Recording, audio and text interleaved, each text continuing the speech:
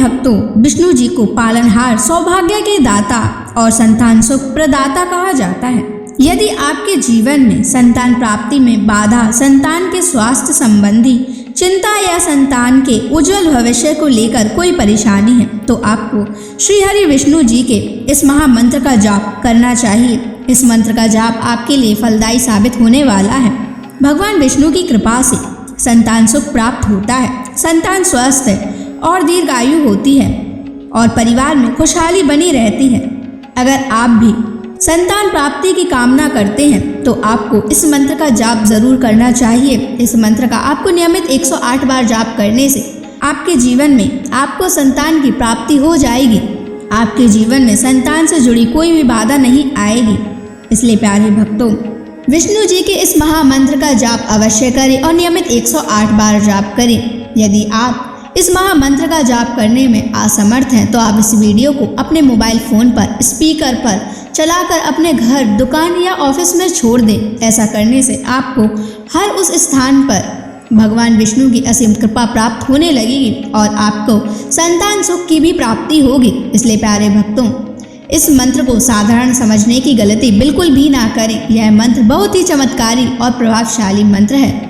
यदि आप भगवान विष्णु की कृपा अपने ऊपर ऐसे ही बनाए रखना चाहते हैं तो इस वीडियो को लाइक और चैनल को सब्सक्राइब जरूर कर दीजिए और कमेंट बॉक्स में श्री हरि विष्णु अवश्य लिख दीजिए।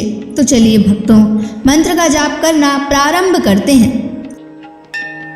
ओम ह्रीं क्लीं नारायणाय सिद्धिं मे देहि स्वाहा। ओम ह्रीं क्लीं नारायणाय सिद्धिं मे देहि स्वाहा। ओम ह्रीं क्लीं नारायणाय सिद्धिं मे देहि स्वाहा। ओम ह्रीं क्लीं नारायणाय सिद्धिं मे देहि स्वाहा। ओम ह्रीं क्लीं नारायणाय सिद्धिं मे देहि स्वाहा। ओम ह्रीं क्लीं नारायणाय सिद्धिं मे देहि स्वाहा। ओम ह्रीं क्लीं नारायणाय सिद्धिं मे देहि स्वाहा। ओम ह्रीं क्लीं नारायणाय सिद्धिं मे देहि स्वाहा। ओम ह्रीं क्लीं नारायणाय सिद्धिं मे देहि स्वाहा। ओम ह्रीं क्लीं नारायणाय सिद्धिं मे देहि स्वाहा। ओम ह्रीं क्लीं नारायणाय सिद्धिं मे देहि स्वाहा। ओम ह्रीं क्लीं नारायणाय सिद्धिं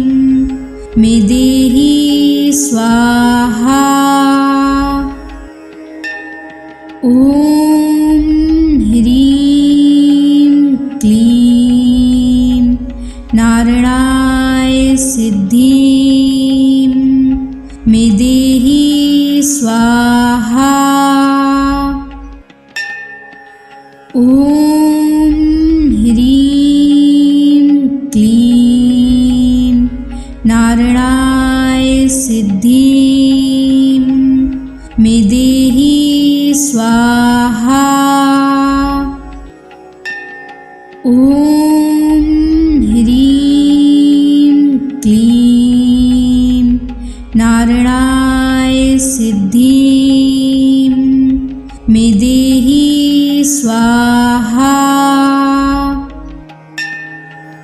ॐ ह्रीं क्लीं नारायणाय सिद्धिं मे देहि स्वाहा। ॐ ह्रीं क्लीं नारायणाय सिद्धिं मे देहि स्वाहा। ॐ ह्रीं क्लीं नारायणाय सिद्धिं मे देहि स्वाहा। ॐ ह्रीं क्लीं नारायणाय सिद्धिं मे देहि स्वाहा। ॐ ह्रीं क्लीं नारायणाय सिद्धिं मे देहि स्वाहा। ॐ ह्रीं क्लीं नारायणाय सिद्धिं मे देहि स्वाहा। ॐ ह्रीं क्लीं नारायणाय सिद्धिं मे देहि स्वाहा। ॐ ह्रीं क्लीं नारायणाय सिद्धिं मे देहि स्वाहा। ॐ ह्रीं क्लीं नारायणाय सिद्धिं मे देहि स्वाहा। ॐ ह्रीं क्लीं नारायणाय सिद्धिं मे देहि स्वाहा। ॐ ह्रीं क्लीं नारायणाय सिद्धिं मे देहि स्वाहा। ॐ ह्रीं क्लीं नारायणाय सिद्धिं मे देहि स्वाहा। ॐ ह्रीं क्लीं नारायणाय सिद्धिं मे देहि स्वाहा। ॐ ह्रीं क्लीं नारायणाय सिद्धिं मे देहि स्वाहा। ॐ ह्रीं क्लीं नारायणाय सिद्धिं स्वाहा।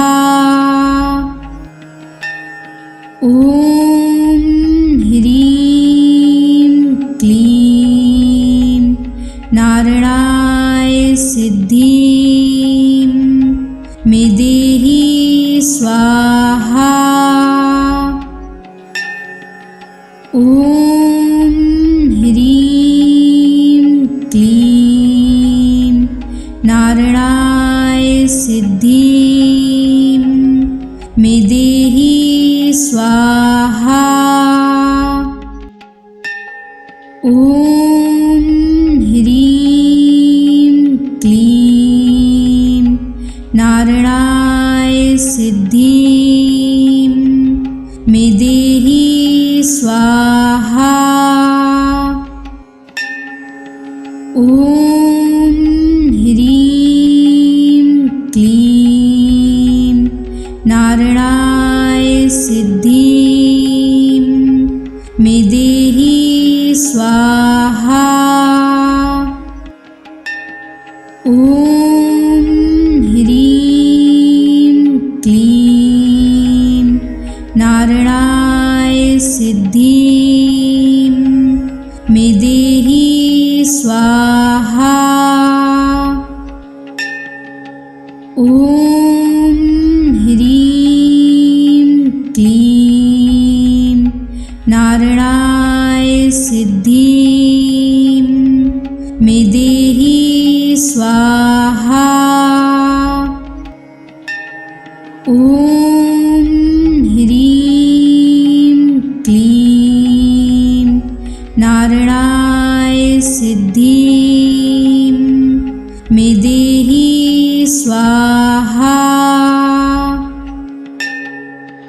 ॐ ह्रीं क्लीं नारायणाय सिद्धिं मे देहि स्वाहा। ॐ ह्रीं क्लीं नारायणाय सिद्धिं मे देहि स्वाहा। ॐ ह्रीं क्लीं नारायणाय सिद्धिं मे देहि स्वाहा। ॐ ह्रीं क्लीं नारायणाय सिद्धिं मे देहि स्वाहा। ॐ ह्रीं क्लीं नारायणाय सिद्धिं मे देहि स्वाहा।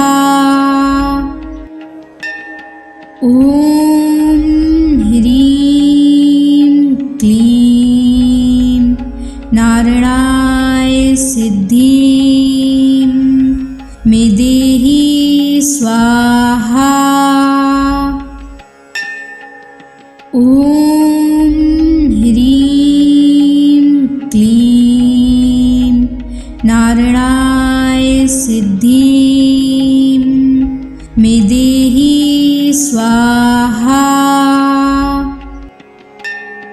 ॐ ह्रीं क्लीं नारायणाय सिद्धिं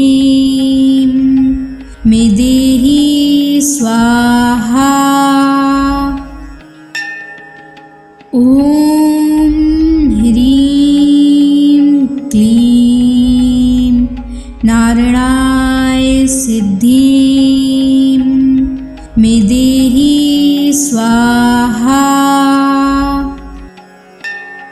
ॐ ह्रीं क्लीं नारायणाय सिद्धिं मे देहि स्वाहा। ॐ ह्रीं क्लीं नारायणाय सिद्धिं मे देहि स्वाहा। ॐ ह्रीं क्लीं नारायणाय सिद्धिं मे देहि स्वाहा। ॐ ह्रीं क्लीं नारायणाय सिद्धिं मे देहि स्वाहा। ॐ ह्रीं क्लीं नारायणाय सिद्धिं मे देहि स्वाहा। ॐ ह्रीं क्लीं नारायणाय सिद्धिं मे देहि स्वाहा। ॐ ह्रीं क्लीं नारायणाय सिद्धिं मे देहि स्वाहा। ॐ ह्रीं क्लीं नारायणाय सिद्धिं मे देहि स्वाहा। ॐ ह्रीं क्लीं नारायणाय सिद्धिं मे देहि स्वाहा। ॐ ह्रीं क्लीं नारायणाय सिद्धिं मे देहि स्वाहा। ॐ ह्रीं क्लीं नारायणाय सिद्धिं मे देहि स्वाहा। ॐ ह्रीं क्लीं नारायणाय सिद्धिं मे देहि स्वाहा। ॐ ह्रीं क्लीं नारायणाय सिद्धिं मे देहि स्वाहा। ॐ ह्रीं क्लीं नारायणाय सिद्धिं मे देहि स्वाहा। ॐ ह्रीं क्लीं नारायणाय सिद्धिं मे देहि स्वाहा। ॐ ह्रीं क्लीं नारायणाय सिद्धिं मे देहि स्वाहा। ॐ ह्रीं क्लीं नारायणाय सिद्धिं मे देहि स्वाहा। ॐ ह्रीं क्लीं नारायणाय सिद्धिं मे देहि स्वाहा। ॐ ह्रीं क्लीं नारायणाय सिद्धिं मे देहि स्वाहा। ॐ ॐ ह्रीं क्लीं नारायणाय सिद्धिं मे देहि स्वाहा। ॐ ह्रीं क्लीं नारायणाय सिद्धिं मे देहि स्वाहा। ॐ ह्रीं क्लीं नारायणाय सिद्धिं मे देहि स्वाहा।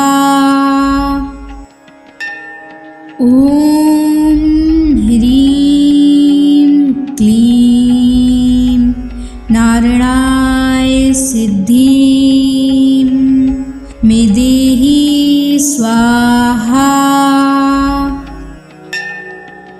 ॐ ह्रीं क्लीं नारायणाय सिद्धिं मे देहि स्वाहा। ॐ ह्रीं क्लीं नारायणाय सिद्धिं मे देहि स्वाहा। ॐ ह्रीं क्लीं नारायणाय सिद्धिं मे देहि स्वाहा। ॐ ह्रीं क्लीं नारायणाय सिद्धिं मे देहि स्वाहा। ॐ ह्रीं क्लीं नारायणाय सिद्धिं मे देहि स्वाहा। ॐ ह्रीं क्लीं नारायणाय सिद्धिं मे देहि स्वाहा। ॐ ह्रीं क्लीं नारायणाय सिद्धिं मे देहि स्वाहा। ॐ ह्रीं क्लीं नारायणाय सिद्धिं मे देहि स्वाहा। ॐ ह्रीं क्लीं नारायणाय सिद्धिं मे देहि स्वाहा। ॐ ह्रीं क्लीं नारायणाय सिद्धिं मे देहि स्वाहा। ॐ ह्रीं क्लीं नारायणाय सिद्धिं मे देहि स्वाहा। ॐ ह्रीं क्लीं नारायणाय सिद्धिं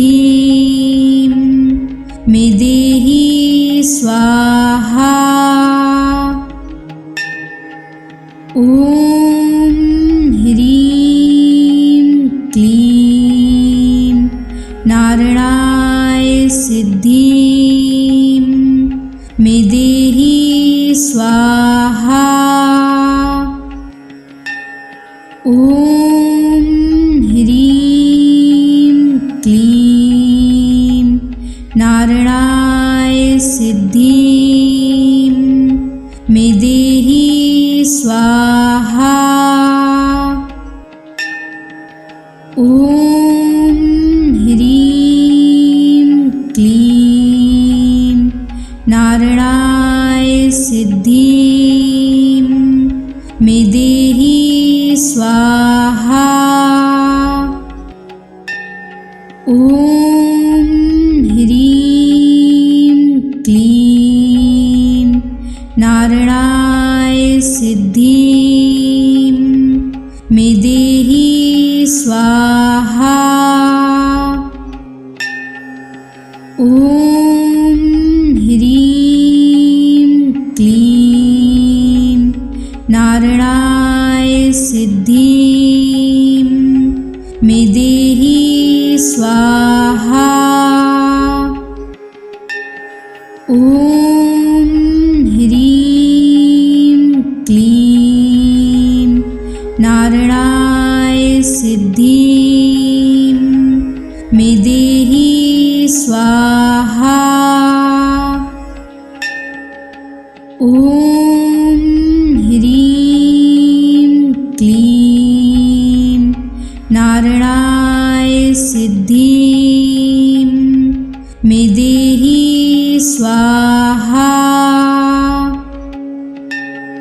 ॐ ह्रीं क्लीं नारायणाय सिद्धिं मे देहि स्वाहा। ॐ ह्रीं क्लीं नारायणाय सिद्धिं मे देहि स्वाहा। ॐ ह्रीं क्लीं नारायणाय सिद्धिं मे देहि स्वाहा। ॐ ह्रीं क्लीं नारायणाय सिद्धिं मे देहि स्वाहा। ॐ ह्रीं क्लीं नारायणाय सिद्धिं मे देहि स्वाहा।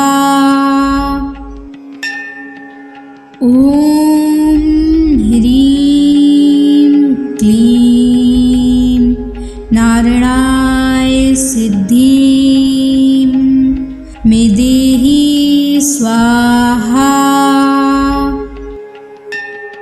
ॐ ह्रीं क्लीं नारायणाय सिद्धिं मे देहि स्वाहा। ॐ ह्रीं क्लीं नारायणाय सिद्धिं मे देहि स्वाहा। ॐ ह्रीं क्लीं नारायणाय सिद्धिं मे देहि स्वाहा। ॐ ह्रीं क्लीं नारायणाय सिद्धिं मे देहि स्वाहा। ॐ ह्रीं क्लीं नारायणाय सिद्धिं मे देहि स्वाहा। ॐ ह्रीं क्लीं नारायणाय सिद्धिं मे देहि स्वाहा। ॐ ह्रीं क्लीं नारायणाय सिद्धिं मे देहि स्वाहा। ॐ ह्रीं क्लीं नारायणाय सिद्धिं मे देहि स्वाहा। ॐ ह्रीं क्लीं नारायणाय सिद्धिं मे देहि स्वाहा। ॐ ह्रीं क्लीं नारायणाय सिद्धिं मे देहि स्वाहा। ॐ ह्रीं क्लीं नारायणाय सिद्धिं मे देहि स्वाहा। ॐ ह्रीं क्लीं नारायणाय सिद्धिं मे देहि स्वाहा। ॐ ह्रीं क्लीं नारायणाय सिद्धिं मे देहि स्वाहा।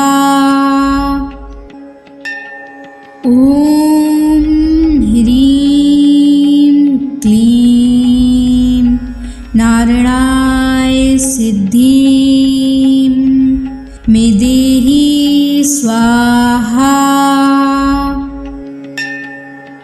ॐ ह्रीं क्लीं नारायणाय सिद्धिं मे देहि स्वाहा। ॐ ह्रीं क्लीं नारायणाय सिद्धिं मे देहि स्वाहा। ॐ ह्रीं क्लीं नारायणाय सिद्धिं मे देहि स्वाहा। ॐ ह्रीं क्लीं नारायणाय सिद्धिं मे देहि स्वाहा। ॐ ह्रीं क्लीं नारायणाय सिद्धिं मे देहि स्वाहा। ॐ ह्रीं क्लीं नारायणाय सिद्धिं मे देहि स्वाहा। ॐ ह्रीं क्लीं नारायणाय सिद्धिं मे देहि स्वाहा।